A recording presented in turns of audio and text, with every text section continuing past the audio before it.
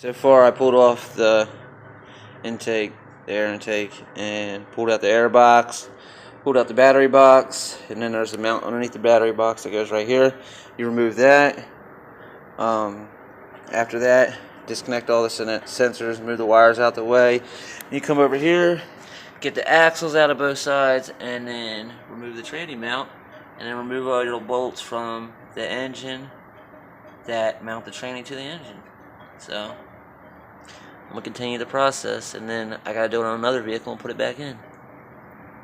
Move the plate around the starter, drop the starter out, then I'm going to have to rotate the engine and pull the bolts out of the torque converter.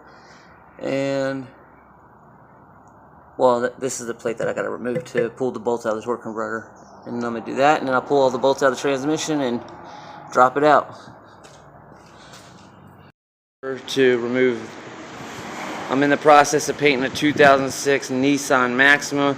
Right now I'm in the process of taking off the front bumper and removing the headlights. That way I can paint the fenders and everything without getting overspray on the headlights and having hard tape lines. So I'm going to remove that stuff, and I already got the hood sanded and the roof sanded and plastic laid across everything and taped off. So right now, to get the bumper off, you got to pull the inside of the wheel well out, all the panels. You got to pull this panel off underneath the front right here. That's right there. And then you got to remove this across here to get off some of the other screws. And I'll take some more footage once I get farther along into it. Okay, so now, so far, we got up in here.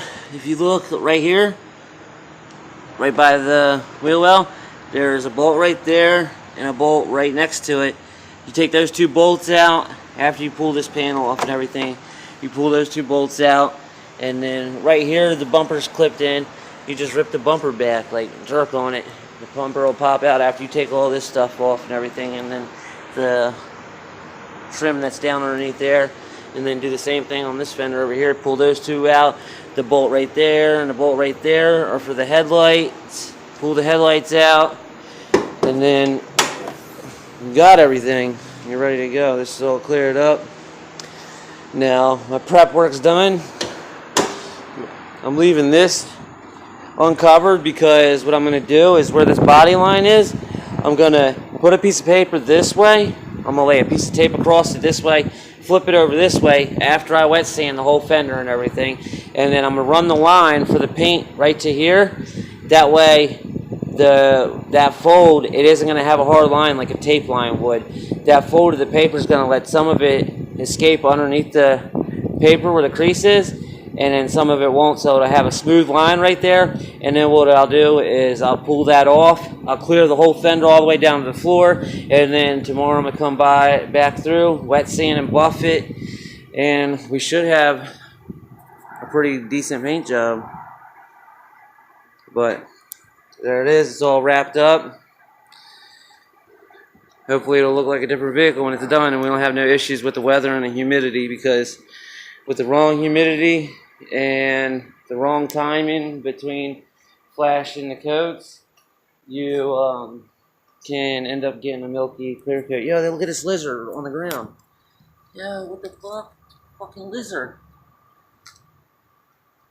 See that shit? Oh, it's a salamander. It's crazy, you don't see many of those in Delaware. Yeah, that's fucking wild. Hey, buddy. I don't know where you're going back there, but I think that's a dead end. Huh. Have fun. The prep work's done on the Nissan Maxima. But the fucked up part is every day I come in here and I start working and I'm like, yeah, I'm going to start painting it today. I'm going to get it fucking painted today. Another day over. Another dollar made. That's for sure. But still haven't sprayed. So I got all the prep work done. All the sanding is done. Got the gun put together. Got all the products out. I need a measuring cup. I need strainers. Don't have that shit nowhere. I'm looking everywhere. I don't see it. And once I get that stuff, good to go. primer. I set up my paint gun, so I got the right flow, the right spray and everything. I'm going to start laying these coats. I'm going to lay the primer down, and then I'm going to come back over with the base, and then I'm going to come back over with the clear. So after getting all the prep work done, I set up my gun so I got the right spray that I want. I mixed up the primer, 4:1:2 ratio. I'm going to spray my primer. I'm going to come back over with the base and then the clear, and we'll let it cure, and then we'll come back over and do the wet sanding and buffing to get out any orange peel or any type of imperfections. So, wish me luck. Alright, so I laid the first coat of primer.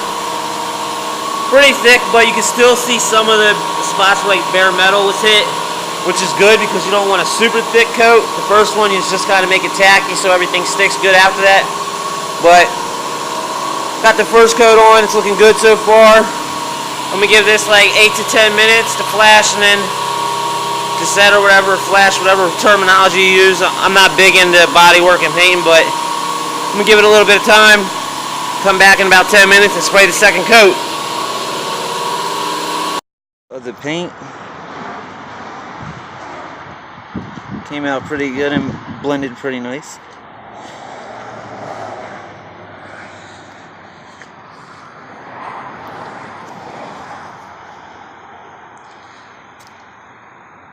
Let me know what you guys think.